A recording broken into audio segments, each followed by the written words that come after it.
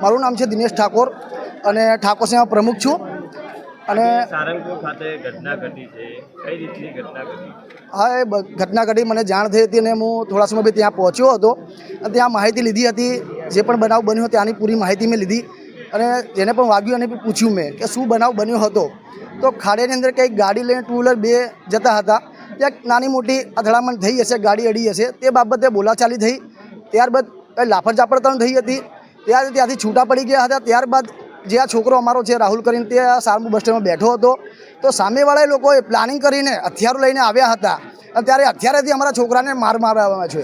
અમારો છોકરો ત્યાંથી અમારે જીવ બચે ત્યાંથી ભાગીને અમારા ઘરે આવેલો છે. તો ખરેખર એ બહુ દુઃખની વાત છે અને જાનથી મારી નાખવાનો પ્લાનથી તમે હથિયારો લઈને આવો છો. ત્યારબાદ ત્યાં લોકોએ પથ્થરબાજી પણ થઈ અને ના બન્યો છે ત્યાં ગાડી. ત્યાર પછી કોંગ્રેસના કાર્યકર્તા ત્યાં આવીને પેટ્રોલ રેડવાનું જે કામ કર્યું છે એમને ખૂબ જ દુઃખ થયું વાતનું કે આ વાતને શાંતિપૂર્વક સમજાવવું જોઈએ, બે પક્ષને બેસીને સમાધાન કરવું જોઈએ. પણ એવું કરવાની જગ્યાએ જે કોંગ્રેસના કાર્યકર્તા જે બહારના વિસ્તારથી અહીંયા આવીને જે પેટ્રોલ રેડવાનું કામ કર્યું છે એ વાતનું અમને ખૂબ જ દુઃખ છે.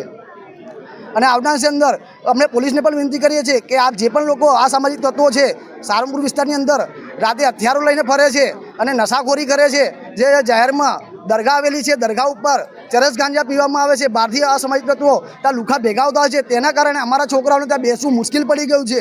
ત્યાં બેસી નહીં શકતા અમે લોકો અને ત્યાંથી અમારા છોકરાને ડરીને ભાગી જવું પડે છે. ત્યારે જીવ બચીને અમારા ઘરે આવે ત્યારે અમને ખબર હોય કે અમારા છોકરા પર શું વીતી હશે. એટલું જ કહેવા માગું પોલીસને કે સારંગપુર વિસ્તારની અંદર જે દરગાહ પાસે જે નશાખોરી ચાલી રહી છે અને આ સમય તો ત્યાં ભેગા થાય છે રાતે મોડી રાત સુધી, તે સારંગપુર વિસ્તાર બંધ કરવામાં આવે. રાતે 11 પછી એને વિસ્તારને સંપૂર્ણ રીતે બંધ કરવામાં આવે. ખોટા આક્ષેપો એવા લગાવવામાં આવે છે કે અમારો છોકરો એવું કહેવામાં આવે લોકો કે અમારી દીકરીઓ છેડતી કરે છે. એમની સાથે કોઈ પણ મહિલા નથી, એ પણ મેં જાણી લીધું મેટરમાં. કોઈ મહિલા નથી, પણ વાત વિહોણા કરીને ક્યાંક મુદ્દો ભટકાવાની વાતો કરે છે. તમે ગુનેગાર કરો છો અને અમારા છોકરાને ફસાવવાનો પ્રયત્ન કરો છો, આ ચલાવી લેવામાં નહીં આવે. આજે સારંગપુર ખાતે જે ઘટના ઘટી છે, શું ઘટના ઘટી ને શા માટે? મેં એવી વાત સાંભળી હતી કે સારંગપુર વિસ્તારની અંદર જે મારા સમાજના છોકરાઓ ત્યાં ઘણીવાર ચા પીવા જતા હોય, ચા પાણી કરવા જતા હોય, ત્યારે એવું સાંભળ્યું હતું કે કોઈ મુસ્લિમ સમાજના છોકરાઓ એમની સાથે માથાકૂટ થઈ હતી અને એમને એવું કીધું હતું કે ભાઈ ખોટી રીતે આરોપ લગાવી રહ્યા છે કે અમારી છોકરીની છેડતી કરી રહ્યા છે. ભાઈ કેવી રીતે છેડતી અમારા છોકરા કરી રહ્યા છે? વર્ષોથી આ વિસ્તારની અંદર અફજલખાનના ટેકરાની વાત નથી, સમગ્ર સારંગપુર વિસ્તારની અંદર રાવળ સમાજના લોકો રહે છે, ઠાકોર સમાજના લોકો રહે છે અને બધા એક શાંતિ અને ભાઈચારોની હિસાબે મારી દ્રષ્ટિએ તો રહી રહ્યા છે. પણ એની અંદર કોઈક અસામાજિક તત્વની જે એવું કહે છે કે મુસ્લિમ સમાજના 2-4 ટોળકી, અસામાજિક તત્વોની ટોળકી કાંકરી ચાળો કરવાની જે વાત કરી રહ્યા છે અને એ રીતે જે ઉગ્ર સ્વરૂપ ધારણ કરી અને અમારા દીકરાઓને જે ખોટી રીતે ફસાવવાની જે કામગીરી કરી. કાલે મેં વિડીયો પણ જોયો. એ વિડીયોની અંદર મેં જોયું તો વિડીયોની અંદર જે મુસ્લિમ મહિલાઓ પણ એવું કહેતા હતા કે ભાઈ અમારી છોકરીની છેડતી કરવામાં આવી છે, આમ કરવામાં આવ્યું છે, તેમ કરવામાં આવ્યું છે.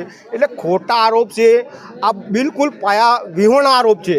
અને જે અમારા છોકરાને જે ખોટી રીતે ફસાવવાની જે કામગીરી કરી રહી છે તેનો હું સખત વિરોધ કરું છું. અને એની અંદર એક વ્યક્તિ એવું પણ કહેતા હતા કે ભાઈ બાબાનો બુલડોઝર ચલાવો. અરે ભાઈ કેવી રીતે તમે બાબાને બુલડોઝર ચલાવવાની વાત કરો છો? તમે શાંતિથી જીવો, અમે પણ શાંતિથી જીવવા માગીએ છીએ. અમે તો એ જ કહેવા માગીએ છીએ, એક જાગૃત નાગરિક તરીકે અને એક આ વિસ્તારના સામાજિક કાર્યકર તરીકે મારી જવાબદારી એટલી થાય છે કે ભાઈ મારા વિસ્તારની અંદર દાખલા તરીકે કે ભાઈ કોઈ છોકરા અમુક 1-2 પણ પ્રકારના કોઈ એવા હોઈ પણ શકે, પણ એને અમે ઘણીવાર સમજાવી પણ લઈએ છીએ. અને આ વિસ્તારની અંદર અમારું તો પહેલેથી એવું રહ્યું છે કે કોઈ મુસ્લિમ બહેન અમને રાખડી પણ બાંધવામાં આવે છે. અને ઘણી વખત રક્ષાબંધનના દિવસે અમારા ભાઈઓને કે અમને પણ રાખડી બાંધવા આવે છે, એટલે અમે તો ભાઈચારાની રીતે જ રહીએ છીએ. અને એ જ કહેવા માગીએ છીએ કે ભાઈ ખોટી રીતે અમારા દીકરાને ફસાવવાના આરોપ તમે ના નાખવામાં આવે. બસ એટલું કહેવા માગું છું. છે સારંગપુરમાં અમારા છોકરા થાકી ચાકેલા જાય છે અને આ લોકોને ધમકી આપે અમારા છોકરાઓને કે તમે અહીંથી ઊભા થઈ જાઓ. લુડોને બધું રમે છે અને રિક્ષાઓ લઈને બેસે. અમારા છોકરાઓને ખાલી ધમકી આપે કે અહીંથી જતા રહો તમે. અને આ લોકો 2 નંબરના ધંધા કરે છે, ખોટો ગાંજા અને 2 નંબરનું બધું વેચે છે.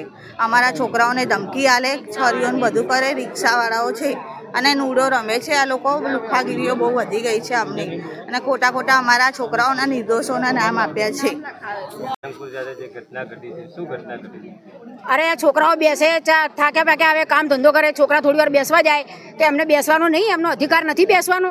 એટલા બધા એ લોકો એ મોમેડન બધા બની ગયા છે, દાદા બની ગયા છે. હથિયારો લઈને આવે, પાઇપો લઈને આવે મારવા માટે. અમે રોજ કચરા પોતું કરવા દુકાનમાં જઈએ છીએ અને કહે છે અમને માર્યા છે. અમારા છોકરાઓને મારીને ઉપરથી દાદાગીરી કરે છે. એ લોકો ચરસ ગાંજા વેચે, રાત દિવસના ત્યાં ધંધા ચાલે એ લોકોના. તો નીકળવાનો ત્રાસ નહીં અમારો લોકોનો, જવાનું ક્યાં અમારા લોકોને રાતનું? કામ ધંધો કરવા નહીં જવાનું અમારા લોકોને. છોકરીઓને મા બાપાનો બહેનો હોય, ભાઈઓ બહેનો હોય, નાની છોકરીઓ જાય ક્યાં? ત્યાં પાકે આવે તો સાંજે ત્યાં બેસવા જાય છે, બરાબર. હવે હું તો બીમાર રહું છું, મારો છોકરો ઘર ચલાવશે તો બી મારા છોકરાનું વારે ઘડીએ લોકો નામ જ લેશે કે આ જ બધું કરાવે છે. તો પછી છોકરો ક્યાં જાય મારો? ત્યાં બેસવા ના જાય તો ક્યાં જાય? અને એ લોકો ચરસ ગાંજો બધું વેચે છે. પછી અમારે ત્યાં નીકળવું બી બહુ મુશ્કેલી થઈ ગયું છે. અમારી છોકરીઓની છેડખાની કરે છે. અમારે નોકરી ધંધા કરવાના કે નહીં કરવાના સાહેબ?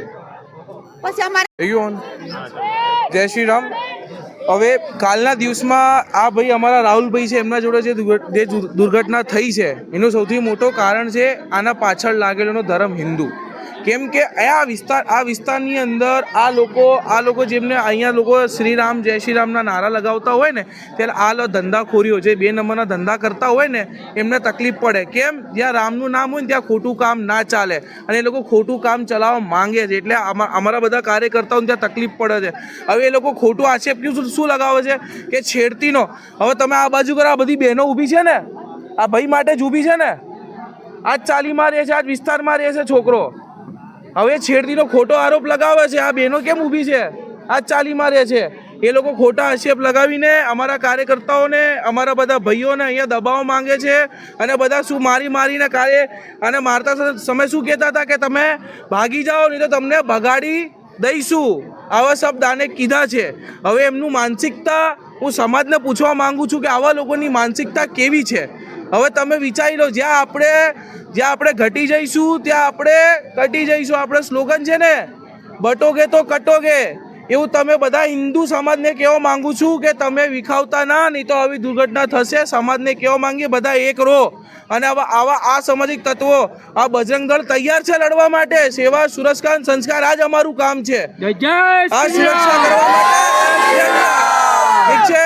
જે પણ વિધર્મીઓ હોય, જે પણ ધંધાખોરી હોય, સામી છાતી આવી જાય, લડવા માટે તૈયાર છીએ. સમજ્યા? આ બધા 2, 4, 5 માણસો લઈને એકલા છોકરા કાર્યકર્તાને મારવાની પ્રયાસ ના કરતા. મારા જોડે એટલે ખબર પડે. સમજ્યા? જય શ્રી રામ.